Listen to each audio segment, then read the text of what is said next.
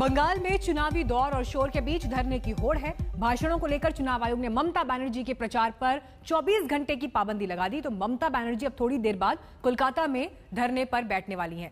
मुस्लिम वोटों और केंद्रीय बलों को लेकर भाषण पर बीजेपी ने आयोग से शिकायत की थी। बीजेपी धरने को ड्रामा बता रही है तो टीएमसी ने इसे लोकतंत्र के लिए काला दिन बताया। आरोपों की धार और पैनी कर दी है।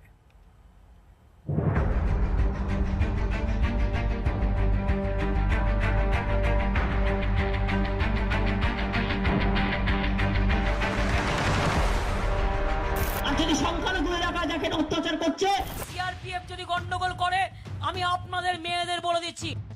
ममता बनर्जी के ऐसे ही बयानों के चलते उन्हें आज रात 8 बजे तक चुनाव प्रचार के शोर से दूर रहना होगा।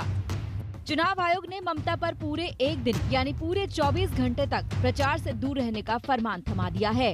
यानी कल रात 8 बजे से लेकर आज रात 8 बजे तक ममता बीजेपी पर गरज बरज नहीं सकेंगी। वो दोनों बयान पहले सुनते हैं जिसकी गूंज आयोग तक पहुंच गई। সংখ্যালঘু এলাকা যাকে অত্যাচার করছে একদম সবাই মিলে আজানের ধ্বনি দেবেন, দেখবেন সবাই একজোট হয়ে যাবে। সিআরপিএফ যদি গন্ডগোল করে আমি আপনাদের মেয়েদের বলে দিচ্ছি আপনারা ওদের ঘেরাও করে রাখবেন, একদল আর একদল ভোট দিতে যাবেন, একদল ঘেরাও করবেন, একদল ভোট দিতে যাবেন। ममता बनर्जी का एक बयान मुस्लिमों से वोट मांगने और दूसरे में सीआरपीएफ के घेराव की बात कही गई थी। ममता के इन्हीं दोनों बयानों के खिलाफ बीजेपी आयोग तक पहुंच गई। अब ममता कोलकाता में धरना पॉलिटिक्स कर रही है और उनकी पार्टी इसे लोकतंत्र के काले दिन का नाम दे रही है। देखो ওনারা সব জায়গায় সমস্ত ফেজের আগে ভয় দেখানো, গুলি চালা, মারা চেষ্টা করেছে।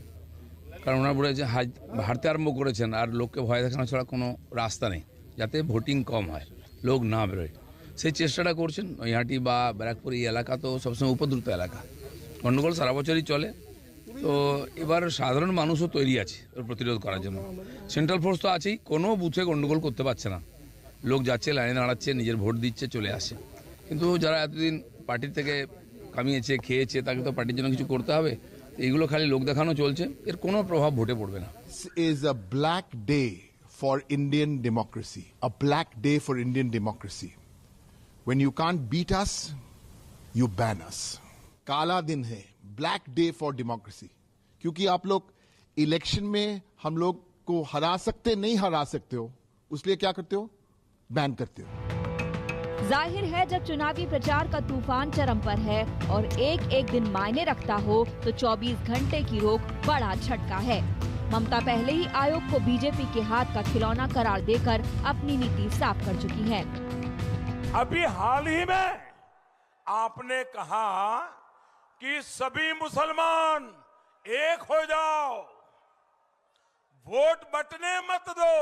अगर हमने कहा होता सारे हिंदू एकजुट हो जाओ, बीजेपी को वोट दो, तो दीदी ये इलेक्शन कमीशन हमें 8-10 नोटिस भेज देता। 17 अप्रैल को 5वें चरण के मतदान होने हैं। ऐसे में कल शाम को प्रचार बंद हो जाएगा।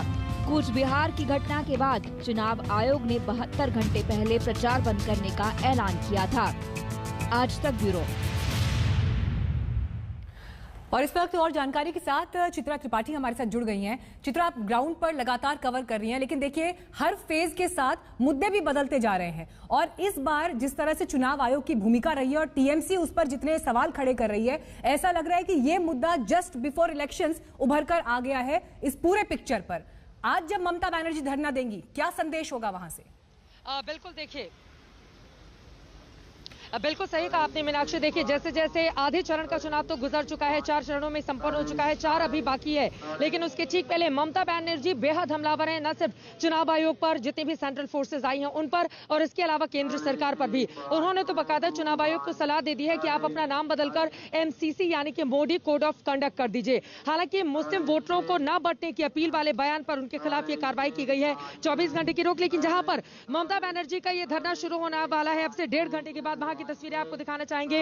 आप देख पा रहे हैं किस तरह से यहाँ पर कोलकाता पुलिस की मौजूदगी है, भारी तादाद में यहाँ पर सुरक्षा बलों की तैनाती की गई है। और दूसरी तरफ हम आपको दिखाना चाहेंगे, हमारे कैमरा पर्सन आपको दिखाएं किस तरह से बाकायदा यहाँ पे टेंट लगाए गए हैं और ग्रीन कार्पेट बिछाया गया है। यहीं पर ममता बनर्जी बैठेंगी और उसके बाद दोपहर 12 बजे से अपने धरने की वो शुरुआत करेंगी।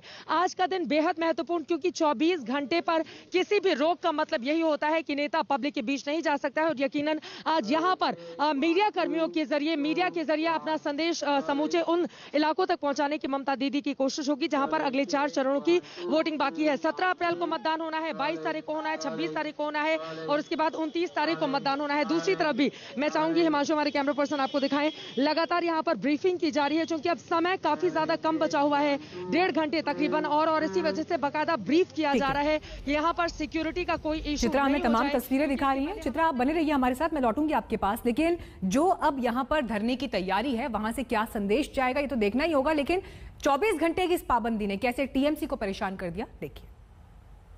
हम तो बार बार बोले हैं कि चुनाव आयोग मोदी शाह के निर्देश पे चलते हैं।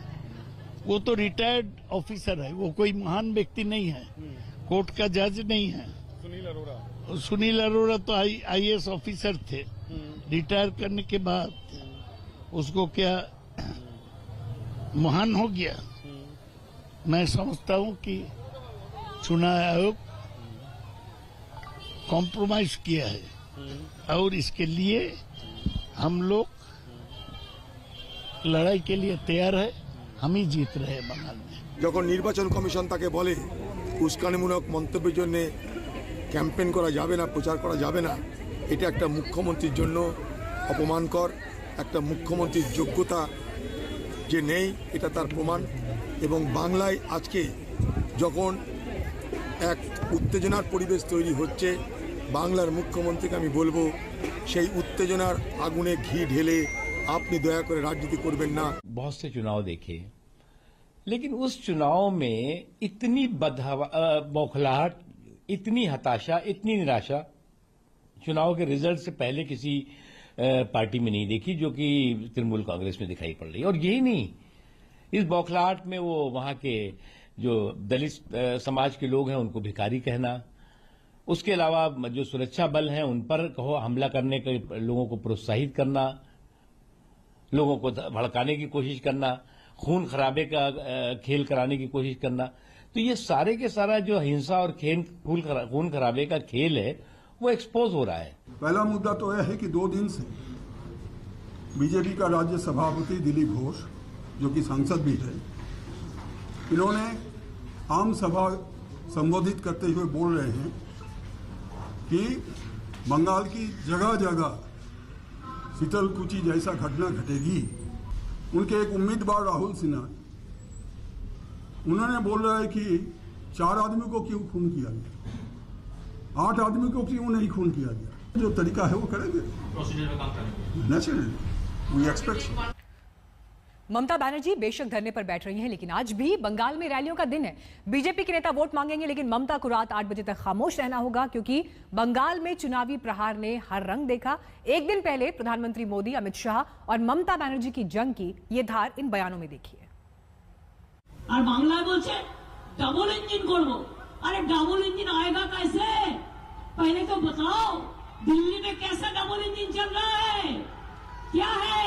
सब बेच दिया, देश को बेच दिया, आर्मी को डिफेंस को কত কিছু ডিফেন্সের বিক্রি করে দিচ্ছে। রাফেল ধরা পড়বে আজ নয় কাল, ধরা তো পড়তে শুরু করেছে, কতদিন চেপে রাখবে? নোটবন্দি কেউ জানে না, একদিন না একদিন তো জানবে ভাই, কতদিন চেপে রেখে দেবে? লকডাউন, প্ল্যানিং কমিশন বন্ধ করে দিয়েছো, যা ইচ্ছে করে যাচ্ছ গায়ের জোরে। दीदी बहुत बड़ी नेत्री है, 10 साल तक बंगाल पर राज किया है, देश भर में दीदी को सब जानते हैं। अब उनकी जो विदाई है वो छोटी मोटी अच्छी लगेगी क्या? अच्छी लगेगी क्या? जरा जोर से बोलो, अच्छी लगेगी? ये माताएं बहनें बैठी अच्छी लगेगी? तो भाई दीदी की विदाई जब करते हो तो धूमधाम के साथ 200 सीटों से विदाई करने का एक बार तय करना। दीदी जानती है कि इतना ज्यादा मतदान बीजेपी के पक्ष में हो रहा है, इसलिए वो ज्यादा मतदान के खिलाफ है।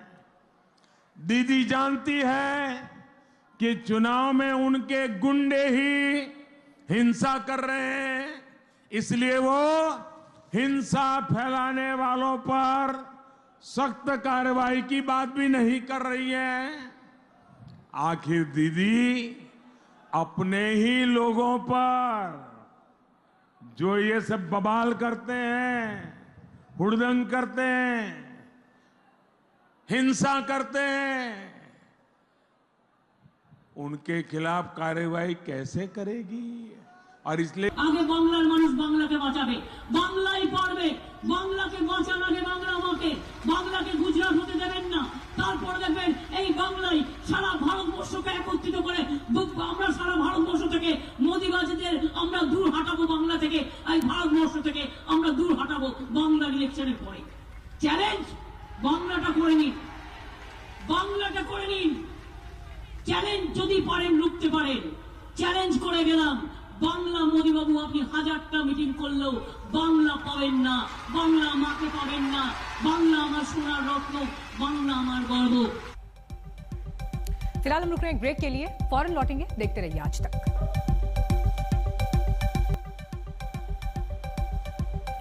तो बंगाल में आज चुनाव प्रचार के दिन रैलियां किस तरह से आपको दिखाई देंगी, इसकी भी जानकारी दे दें। हालांकि ममता बनर्जी पर तो चुनाव आयोग ने 24 घंटे की रोक लगाई है, लिहाजा वो रात 8 बजे के बाद प्रचार करेंगे। लेकिन अमित शाह का कार्यक्रम देखिए, दार्जिलिंग में उनकी रैली होनी है, 3 जगहों पर उनकी रैली है। वहीं ममता बनर्जी बारासात और सॉल्ट लेक में प्रचार करेंगी, लेकिन रात 8 बजे के बाद वो ये प्रचार करेंगी। जेपी नड्डा कालना, खांदा घोष और हरिना घाट में आज मौजूद होंगे और यहां पर उनकी रैलियों का जोर रहेगा।